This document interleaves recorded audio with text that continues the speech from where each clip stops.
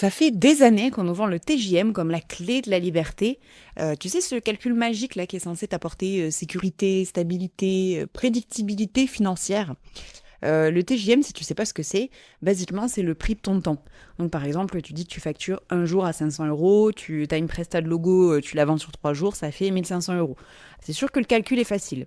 Sauf que dans la vraie vie, quand tu factures ton temps, t'es juste en train de troquer ton énergie contre une illusion de contrôle. Je m'appelle Mélodie Douniac et j'aide les entrepreneurs de la com et du marketing à structurer leur activité pour passer d'exécutants interchangeables dans un marché complètement saturé à dirigeants libres et rentables et que tout le monde s'arrache.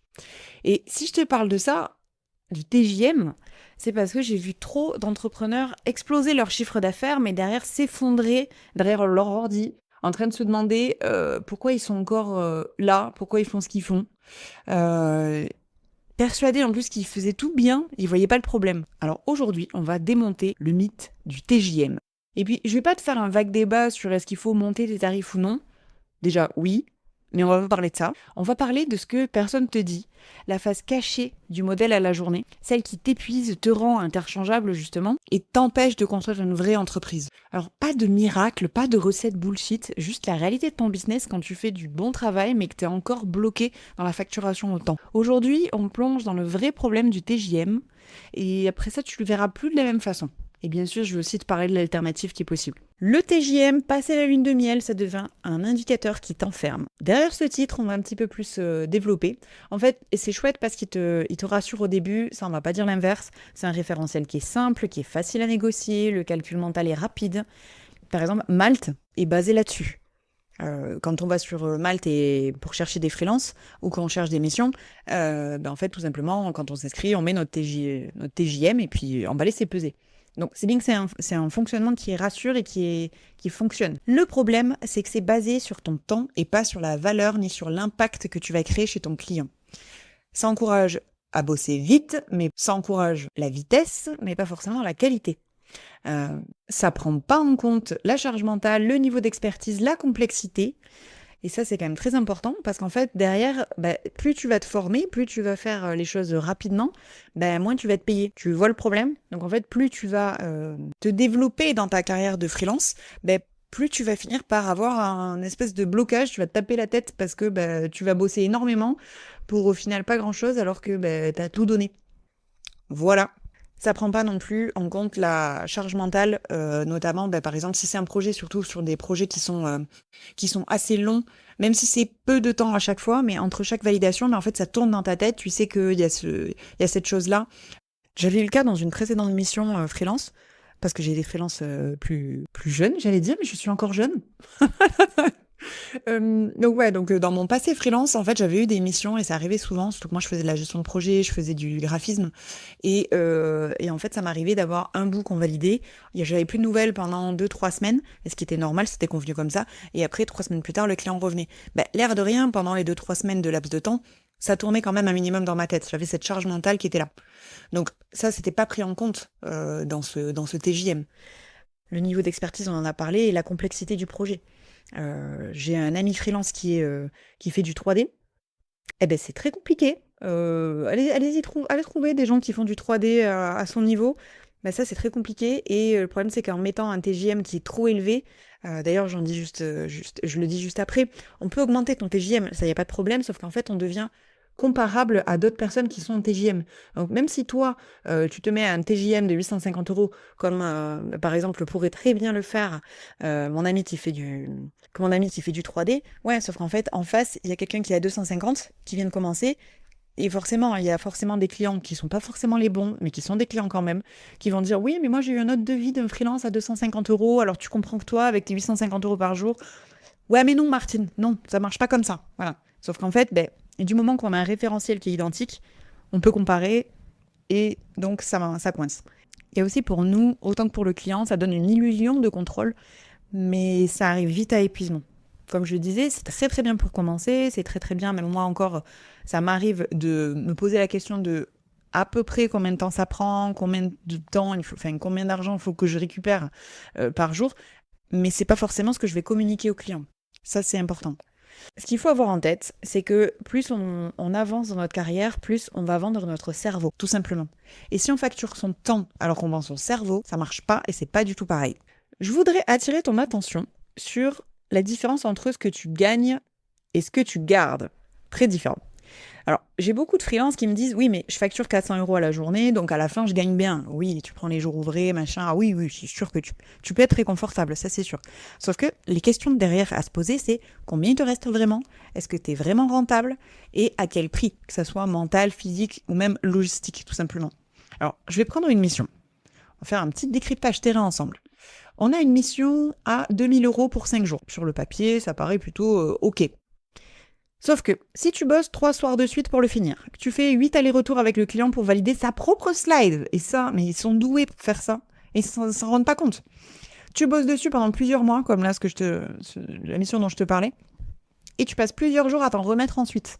Alors ça, surtout dans la gestion de projet, j'en ai fait beaucoup, notamment dans la gestion de projet événementiel, c'est pas tant le temps que j'avais facturé ou le temps que j'y ai passé, c'est le temps à m'en remettre. Vraiment, c'était compliqué, quoi. En fait, tu viens de vendre une prestation qui te coûte plus qu'elle te rapporte, tout simplement. Oui, tu peux faire du TJM, mais il faut que ta mission et ton devis soient ultra précis pour être sûr que ça soit rentable. Donc, je t'ai fait un petit peu de liste de ce que ton devis doit impérativement contenir pour éviter les débordements. Avant ça, il faut d'abord te demander la mission. Combien de temps pour la gestion de projet? Combien de temps pour produire? Combien de temps pour les corrections? Est-ce que tu as prévu 20% de marge d'erreur? Lui, c'est mon best. Et est-ce que chaque étape de ton parcours est bien calée? Ça, c'est super important aussi.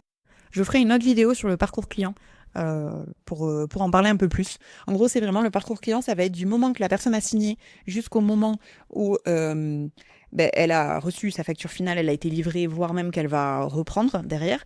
Il faut que chaque étape soit bien calée. Qu'est-ce qui se passe quand elle a signé? Est-ce qu'elle reçoit un mail? Est-ce qu'elle reçoit des accès à une notion? Voilà, qu'est-ce qui va se passer? Le deuxième mail, quelles sont les étapes en fait du parcours en lui-même? Donc, revenons au devis. Il faut déjà qu'il y ait le périmètre exact de la mission. Par exemple, création d'un concept de campagne plus 3 visuels déclinés pour Instagram. Pas accompagnement global communication. Plus ça va être flou, plus tu vas prendre des risques. Le nombre de jours estimé, avec un plafond, évidemment. La mission est estimée à 6 jours maximum. Toute journée supplémentaire fera l'objet d'un avenant. Ça, c'est super important. Le nombre de retours compris, par exemple 2 allers-retours de modifications inclus. Toute demande au-delà sera facturée au TJM en vigueur. C'est possible aussi. Mais ça, il faut le mettre. Ça aide aussi à ce que ton client te fasse un seul mail avec tous tes retours. Voilà. Ça évite de devoir les faire au compte-gouttes. Ça, c'est vraiment le pire. Je crois que ça, c'est la chose qui, au début, m'énervait le plus. Donc, j'évite caler les choses. Mais il faut passer par là. La durée de validité du devis, bon, ça c'est important aussi à voir. L'estimation est valable 30 jours. Au-delà, un ajustement peut être nécessaire. Ça c'est important, notamment si entre-temps tu as fait des formations, si entre-temps voilà, tu as augmenté aussi ton TJM. Si la personne revient 3 mois plus tard en disant « Hey, regarde, tu m'as fait ce devis, je l'accepte. » Non. De toute façon, c'est facile de négocier cette partie-là, mais bon. Il faut aussi avoir une clause claire sur les demandes hors scope. Et ça, j'insiste dessus 1000 fois. Tout ajout livrable, modification majeure ou itération supplémentaire sera facturé selon le TJM en vigueur. Voilà. Parce que les clients aussi, ils se rendent pas compte et c'est pas forcément négatif. Ils le pensent pas négativement, mais on a tendance à dire ah mais ça serait super que ce soit fait. Mais du coup toi tu peux le faire? Oui. Non. D'où les 20% aussi parce qu'on n'est pas non plus. On n'est pas non plus en dictature. Bien sûr, moi je prévois les 20% de marge d'erreur déjà pour notre propre marge et pour délivrer. J'aime bien faire dans tous les cas des petits cadeaux à mes clients. Donc faut pas être non plus trop con, comme on dit. Mais voilà, faut quand même, il y a certaines demandes, si ça a été mal calé, voilà, si on a fait accompagnement global communication qui est super flou, voilà, ça peut arriver qu'il y ait des demandes comme ça qui pop. Et quand c'est des trop grosses demandes, c'est important aussi de lui dire, bon, en fait sur le devis, je t'avais bien dit que tout ce qui est en plus est en plus. Maintenant, deuxième chose. Donc là, on a parlé du TJM. Si jamais tu veux le garder, tu peux quand même. Je te le conseille pas passer un certain moment, mais voilà. Je veux juste que tu sois au courant de ce que ton TJM est censé couvrir.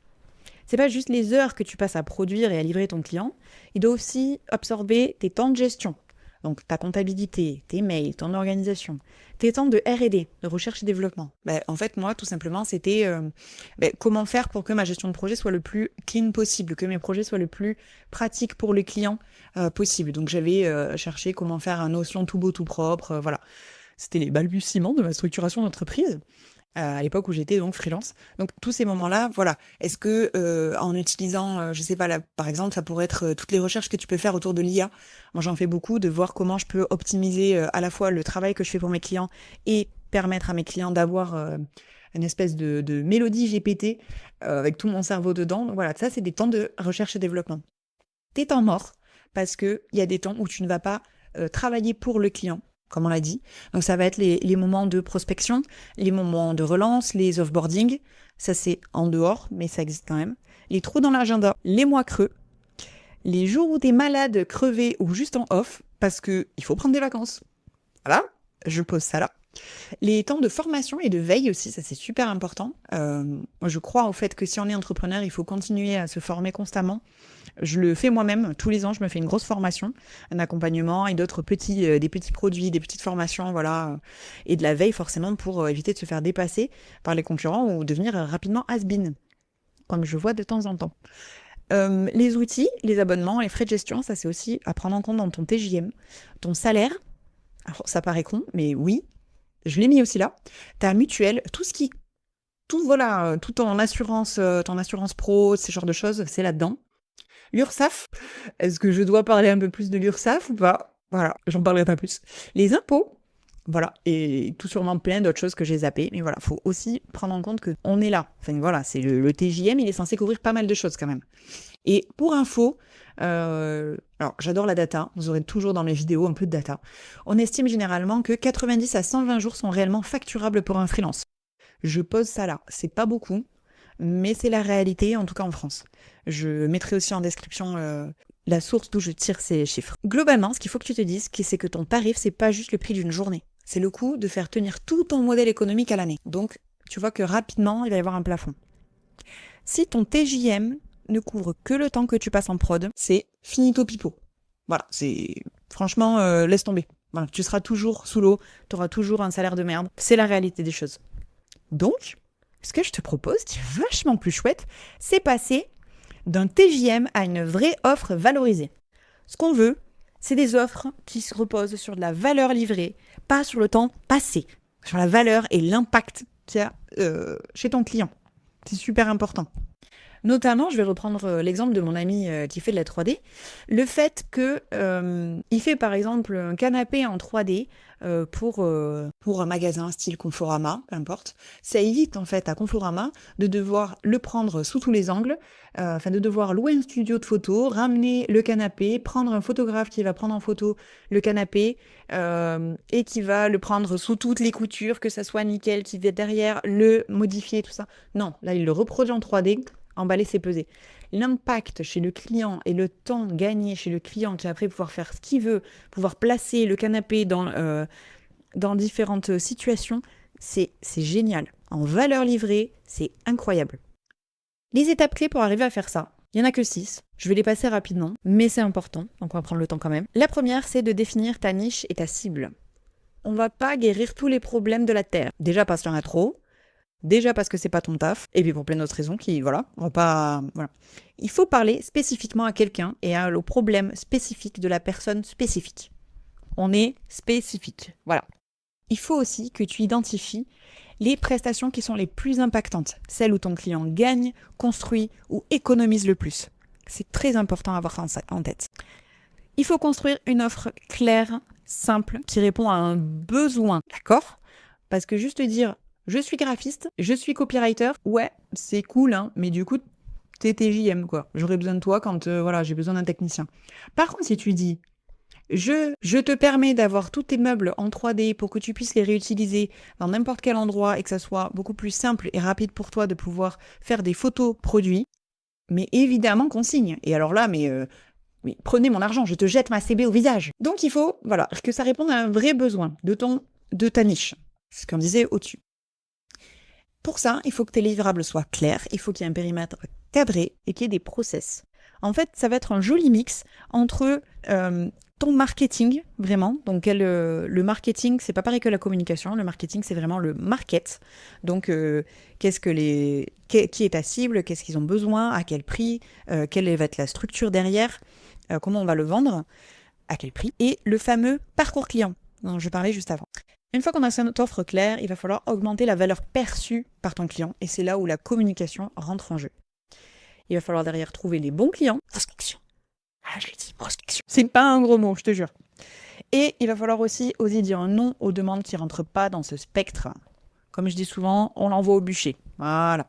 Ça, si tu arrives à faire ça, c'est vraiment, tu vas pouvoir tracer à la valeur et pas uniquement à ce que tu fais. C'est important. Rien qu'avec ça, ce que je veux que tu gardes en tête, c'est que tu vas pouvoir doubler tes revenus sans forcément bosser plus, voire même moins. Parce que si tu es bien calé, tu peux même bosser beaucoup moins. Et ça tombe bien parce que c'est justement ce que je fais avec mes clients dans mon accompagnement. Donc si ça t'intéresse, tu peux prendre rendez-vous. Tout est dans la barre d'infos. On pourra discuter de ce qui te maintient bloqué dans ce rôle d'exécutant interchangeable, de voir si le TJM est encore fait pour toi, si tu es débutant ou non. On va pouvoir discuter un peu de tout ça et voir si je peux t'accompagner dans un second temps, parce que je ne vais pas te rentrer dans l'accompagnement si au final ça ne sert à rien ou que tu peux te débrouiller déjà dans un premier temps tout seul. Il y a aussi des ressources exclusives qui est dans une communauté. Je te laisse aller découvrir tout ça en barre d'infos. Moi, c'est Mélodie. Ciao!